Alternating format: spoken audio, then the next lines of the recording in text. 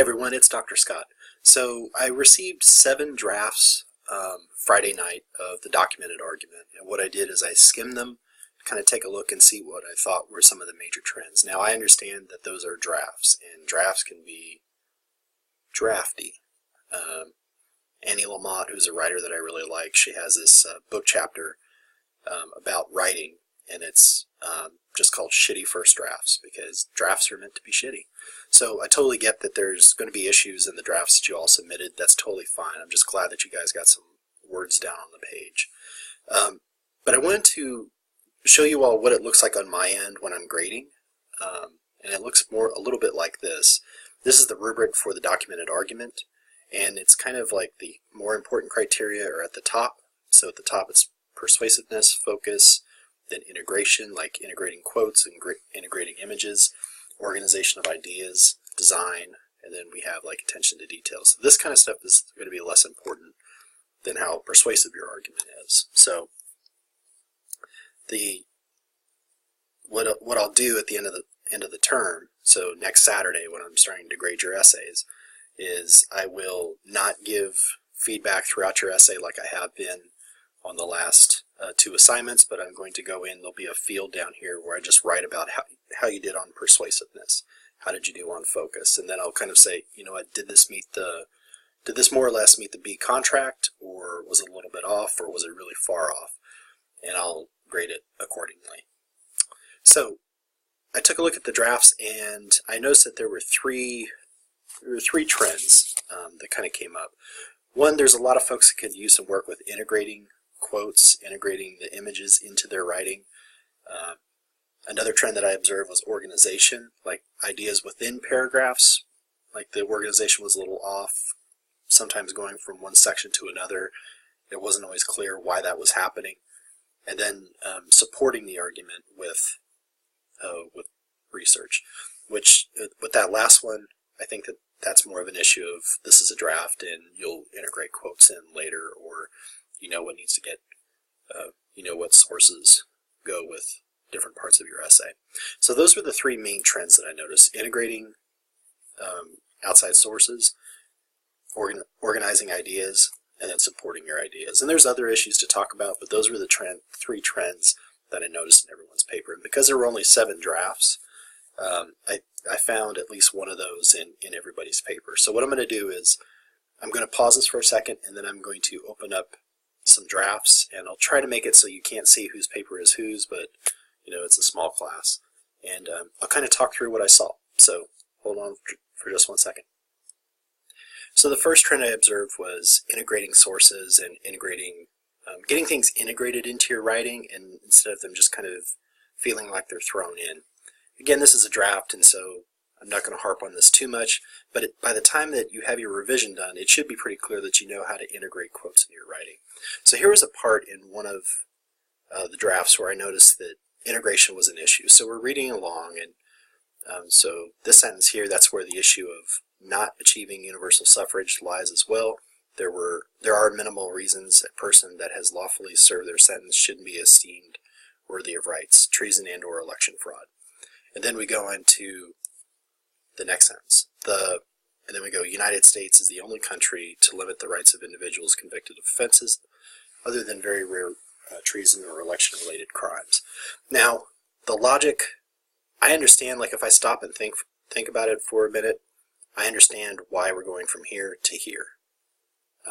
But that connection needs to be made by the writer. It shouldn't take the reader doing extra work to figure out how things are connected. So there's some transitioning that needs to happen. And I also think it's important when you're integrating a quote that you tell us a little bit about who the source is. You don't need to give us their entire backgrounds. It could just be, according to sociological researchers at this university, they write that the United States is the only blah, blah, blah. So there needs to be some kind of glue between what you've already written and the quote that's about to come up.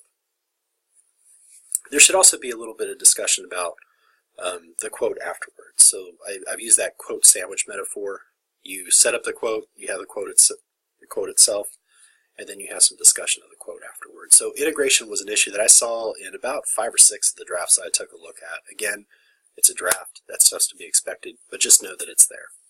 I'll show you this issue in a couple other papers. Oops, you guys can see all that stuff, sorry. So here we have that issue again. So we have, when it comes to COPD, most people don't really understand how awful of a disease it is, and we go to the COPD Foundation, which seems like it's giving us, so we have, here's a sentence about awfulness, and then we're going to, without any connection, without any kind of introduction to this, we have something that kind of defines what COPD is. And then a little bit at the end, it's about breathlessness.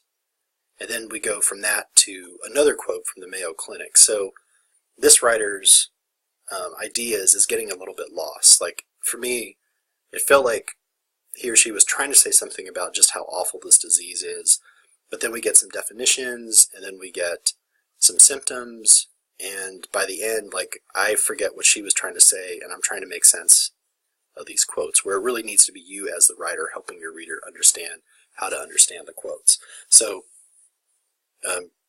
again, set up the quote, transition to what you've already talked about, give us the quote, and then talk about it afterwards. We really shouldn't see any, what I call quote stacking, where you have one and then the other. Final example of source integration is from this draft here, where you have a block quote. And so it's set up with a sentence that says, one article discusses the current expansion of dental hygiene throughout its time by stating, and then we have a long quote. And if it's meant to just talk about the current expansion, like, I think you should just kind of pull out the part of that quote that actually relates to that instead of giving us this long block quote. But then when we kind of follow up on that in the next paragraph, it's trying to say that it's doing something else. And so, like, it's a lot of quote, but not a lot of payoff. Like, there's not a lot of discussion about it. And by the time that I get through the middle of that block quote, I kind of forget what it's there for, like what it's really trying to do. So block quotes, like, they can be fine. I understand the logic behind a block quote at this time of the semester. It's like, can I just get somebody else to write 100 words for me so I can take a break? I get that. But as a reader, it's really hard for folks to kind of follow that unless it's like integral to what it is you're trying to say, and it's something that you spend a bit of time kind of unpacking and explaining, and that's just not happening here. Also, ending paragraphs with quotes and beginning paragraphs with quotes are kind of a no-no, because you should be setting up quotes to relate to something that you've already talked about, and if you're ending a paragraph with a quote, you're not making sense of that quote for your reader. If you're beginning a paragraph with a quote, it's kind of like we don't have the frame of reference to understand how to interpret that quote. So again, that silly quote sandwich thing, I think that's relevant to all this here. So again, source integration, that's an issue that I think almost everybody in the class really could spend some time working on. I just pulled these 3 examples for you all to take a look at. Organization was also an issue. I'm going to talk about 1 or 2 papers there, and then supporting arguments. I'm going to go through these a little bit quicker because my assumption is that these are drafts, and organization was maybe something that just wasn't figured out at this point in the draft. And then the support thing, I think that's just an issue of getting some of the sources integrated into the writing. When it comes to organization, sometimes it's something that needs to be thought about in a paragraph. So like going from one idea to another in a paragraph. So for like a smaller example, this paragraph here, it kind of, I use the term ping-ponging. It goes back and forth between a couple different contexts when maybe it would have worked out just better to have just talk in one context, to give us one example to kind of follow. So we have across the world, there's a fast-spreading plague of media censorship. The next sentence is a pretty big claim. It is clear that there's a direct connection between the use of censorship and a corruption of the central government. That could use some support and some clarification. But then we're in our Constitution, it is a given right. So we're kind of 3 sentences that got really important claims, really interesting stuff when you kind of think about them and unpack them. And I think developing one of them would have made a much more effective introduction than kind of trying to cover all the bases. So there's a few of you that take this approach. I'm thinking of Emily's paper, and there's a couple other folks where you're telling a story at the beginning. And so kind of walking us through, like, in this country, they had an issue with media censorship, and this leader also got brought up on censorship, not censorship, but also on corruption charges. I think walking us through that kind of example and then transitioning us into your argument, the organization of that, it has a nice narrative flow to it, rather than what we have here, which is kind of a ping-ponging back and forth between different ideas. Another important issue with organization is having your paragraphs arranged in a purposeful way. So we're beginning with one idea for a reason. Like, it's not just kind of like, I need to get this thing written first and then this thing written second, and it's up to the reader to kind of understand how to piece things together. So we have here a paper that's about automation, and the main argument here is, let's see, right here, that we shouldn't be afraid when it comes to unemployment caused by robotics. Okay, that's interesting.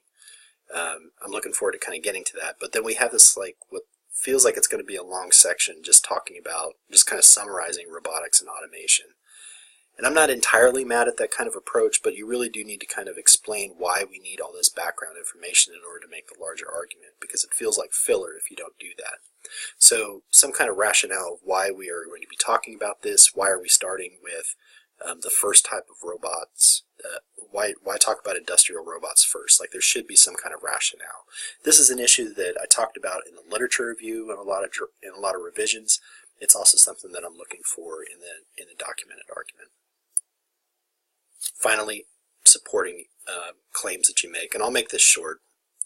So like, we have sentences like this in this draft: doing therapy at such a young age can help a lot when it comes to succeeding in a classroom. Most of the times therapists will come to the home of patients if they are at such a young age.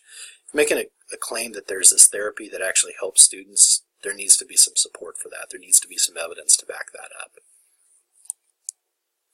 Another place where I thought a writer could have used a bit more support for an argument that they're trying to make is in this paper that's about using a certain kind of stem cells for stem cell research. And I think just kind of mentioning that there are ethical issues, and one ethical issue is stem cells being or damaging a human embryo, or fetal stem cells. I think, citing a researcher that works in bioethics, or citing a little bit of the even like a Time article or something like that kind of summarizes what the ethical concerns have been. I think that would have been a little bit more helpful, and it would have supported the claim that there's a specific controversy here about a specific kind of therapy. So those are the trends that I noticed in your paper, and that covers all 7. I think I referred to all 7 of the drafts that were written in the class. So your Monday discussion board post, this video is helpful for that. It's also helpful for the Wednesday discussion board post. I'm sorry it's so long. Hope you guys are doing well. Those of you that saw Avengers Endgame, no spoilers.